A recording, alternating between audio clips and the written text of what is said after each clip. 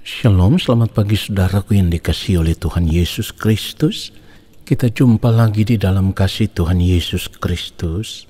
Dan yang selalu menjadi doa dan harapan saya, biarlah berkat Tuhan, kasih, sukacita dan damai sejahtera Allah senantiasa memenuhi kehidupan Bapak Ibu Saudara sekalian. Mari kita siapkan hati kita untuk masuk dalam doa syukur pagi ini. Seperti firman Tuhan katakan, jika engkau makan atau jika engkau minum atau jika engkau melakukan sesuatu yang lain, lakukanlah semuanya itu untuk kemuliaan Allah. Kesempatan hidup yang Tuhan berikan, ku mau pakai memuliakan Tuhan, melayani, mengasihi sesama seperti Bapa mengasihiku. Kesempatan hidup yang Tuhan berikan, Katakan, ku mau pakai memuliakan Tuhan, melayani, mengasihi sesama seperti Bapa mengasihiku.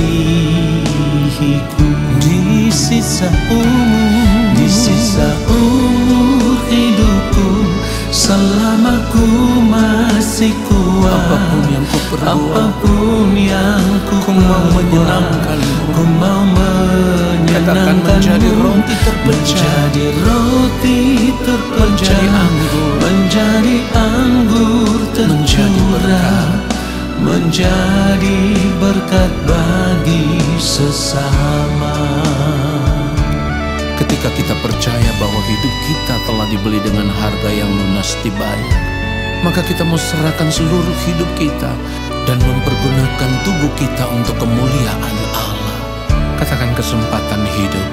Kesempatan hidup yang Tuhan berikan, ku mau pakai memuliakan Tuhan. Katakan, melayani, mengasihi. Haleluya, seperti Bapa mengasihiku. Di sisa umur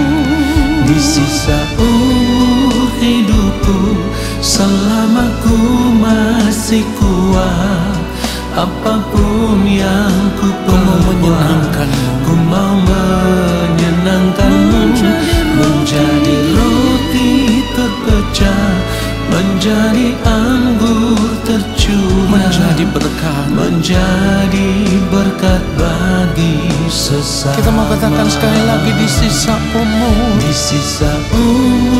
hidupku, selama ku masih kuat, apapun yang ku perbuat,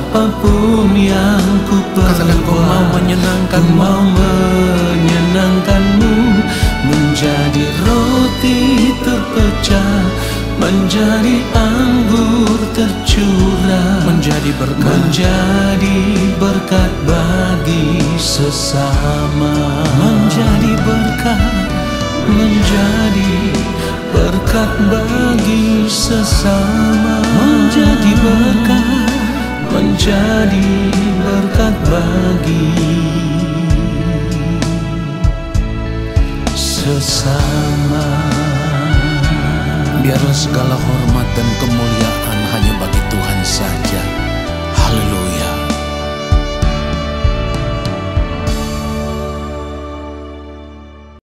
Mari kita berdoa.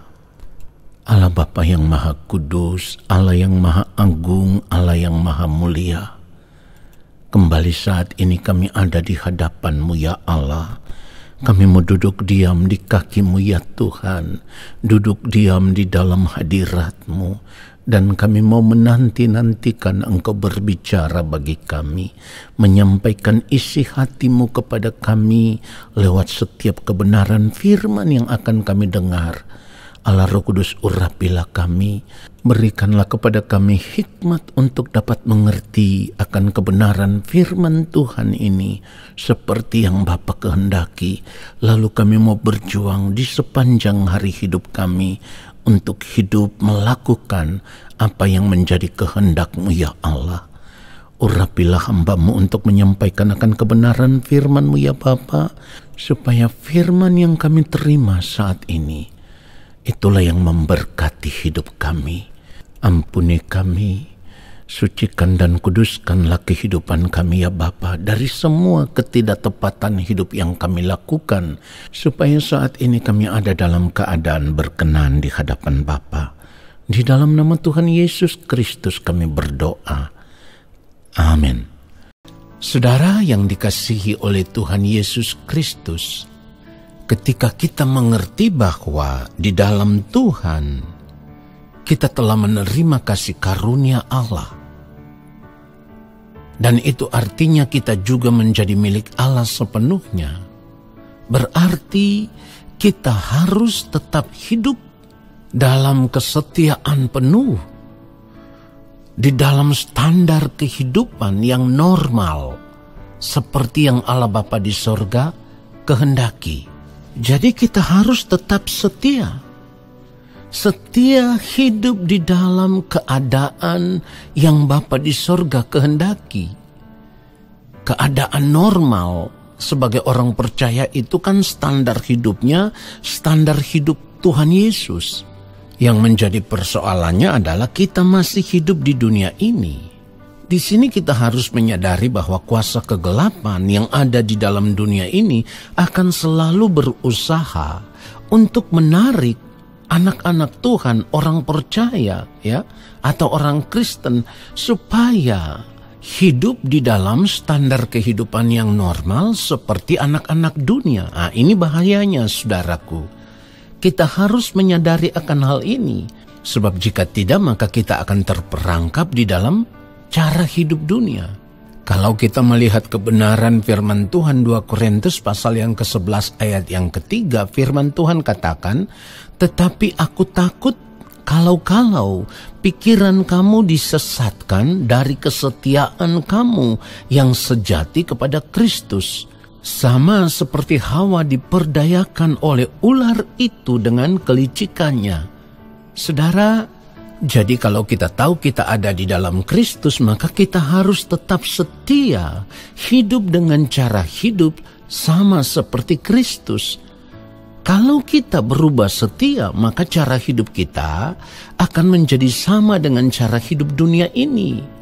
Inilah standar hidup yang tidak normal di mata Allah, atau tidak sesuai dengan kehendak Allah. Oleh sebab itu kita harus menyadari ini. Kita harus jujur memeriksa seluruh keberadaan hidup kita. Apakah setiap hari kita tetap berjalan di dalam kehidupan seperti yang Allah kehendaki atau tidak? Kalau tidak, itu berarti kita berubah setia kepada Tuhan.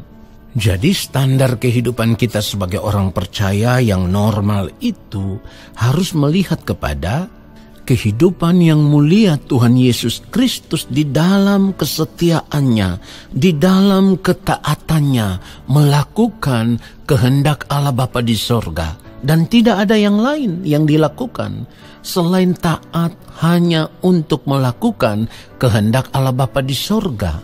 Sehingga Tuhan Yesus bisa berkata, "Makananku ialah melakukan kehendak Dia yang mengutus aku dan menyelesaikan pekerjaannya." Saudara, normalnya kehidupan orang percaya itu seperti ini. Seperti hidupnya Tuhan Yesus. Kurang dari ini atau berbeda dari ini, maka kehidupan kita menjadi tidak normal. Tetapi setiap hari kuasa kegelapan terus berjuang, berusaha untuk menipu banyak anak-anak Tuhan, banyak orang percaya, supaya terjerat di dalam kenikmatan hidup dunia. Dan bahayanya lagi, saudaraku, tidak banyak orang percaya yang mau menyadari bahwa dunia ini memang sedang berjuang untuk menjerat begitu banyak anak-anak Tuhan atau orang percaya. Lalu kebanyakan daripada anak-anak Tuhan yang terjerat dengan cara hidup dunia itu, mereka berpikir bahwa kehidupan seperti itulah adalah kehidupan yang normal. Saya mau katakan di sini, normal menurut siapa? Menurut dunia atau menurut Tuhan? Yang diperlukan sebagai orang percaya itu, kita hidup normal menurut Tuhan, bukan menurut dunia. Saudaraku yang mulia, Tuhan Yesus Kristus sendiri pernah ditawarkan keadaan yang sama seperti yang kita alami saat ini ketika Tuhan Yesus ada di dalam dunia ini, hidup sama seperti dengan manusia. Tetapi apa yang terjadi? Dengan tegas Tuhan Yesus menolak semua tawaran itu. Nanti saudara bisa baca kisahnya di dalam Lukas pasal 4 ya. Mulai ayat 5 sampai dengan ayat yang ke-8. Saudara bisa baca itu. Saudaraku, penolakan Tuhan Yesus terhadap semua tawaran iblis saat itu menunjukkan bahwa Tuhan Yesus tidak pernah berubah setia kepada Bapa di sorga. Bahkan puncak dari kesetiaan Tuhan Yesus itu sampai ketika ia rela mati di atas kayu salib demi melakukan kehendak Bapa di sorga. Pertanyaannya sekarang saudaraku adalah bagaimana dengan kehidupan kita, kehidupan saudara dan saya?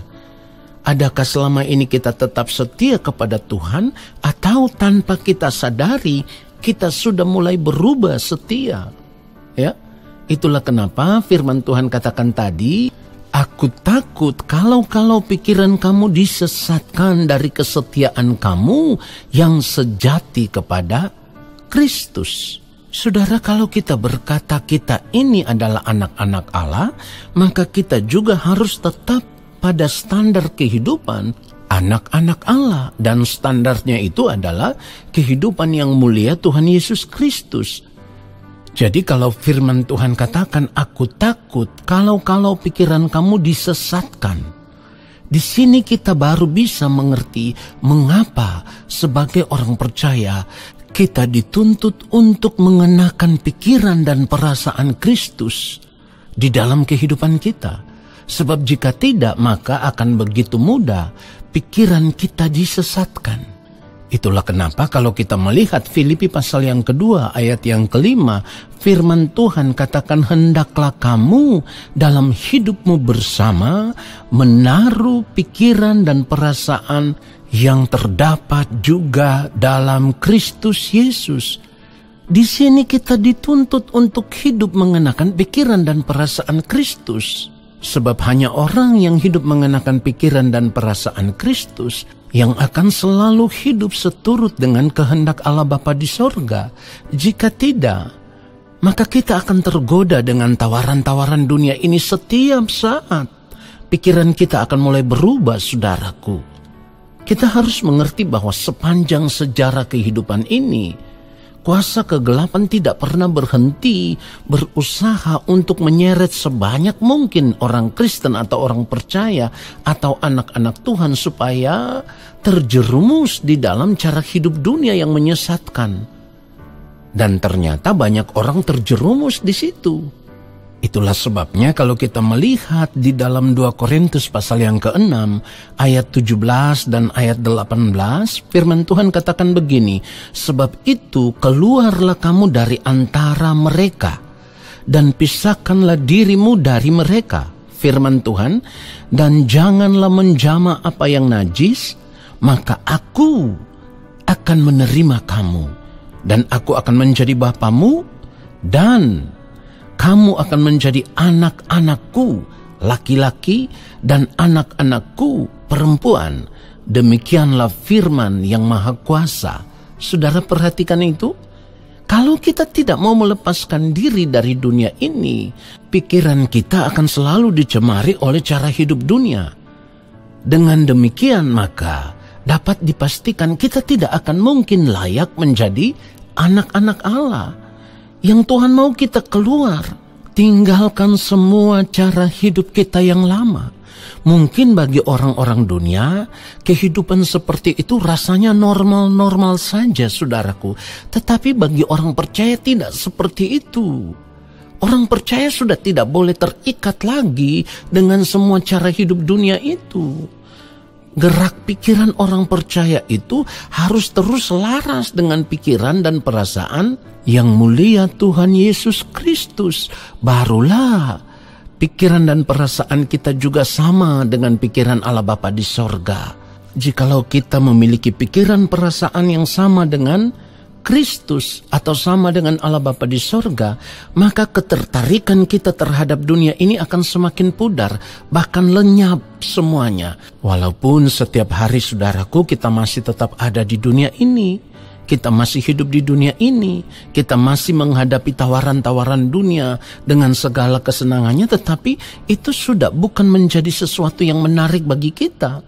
Karena ketika kita mau hidup mengenakan pikiran dan perasaan Kristus di dalam kehidupan ini, kita akan menjadikan Tuhan satu-satunya kesenangan hidup kita. Normalnya seperti itu. Kita sudah tidak punya kesenangan yang lain selain menjadikan Tuhan itu satu-satunya kesenangan hidup kita. Nah, disinilah menunjukkan bahwa kita tetap setia kepada Bapa di sorga. Jadi kasih karunia yang kita terima itu tidak akan menjadi sia-sia.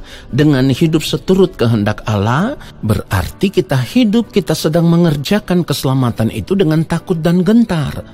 Mengerjakan keselamatan itu sama dengan hidup melakukan semua kehendak Allah Bapa di sorga.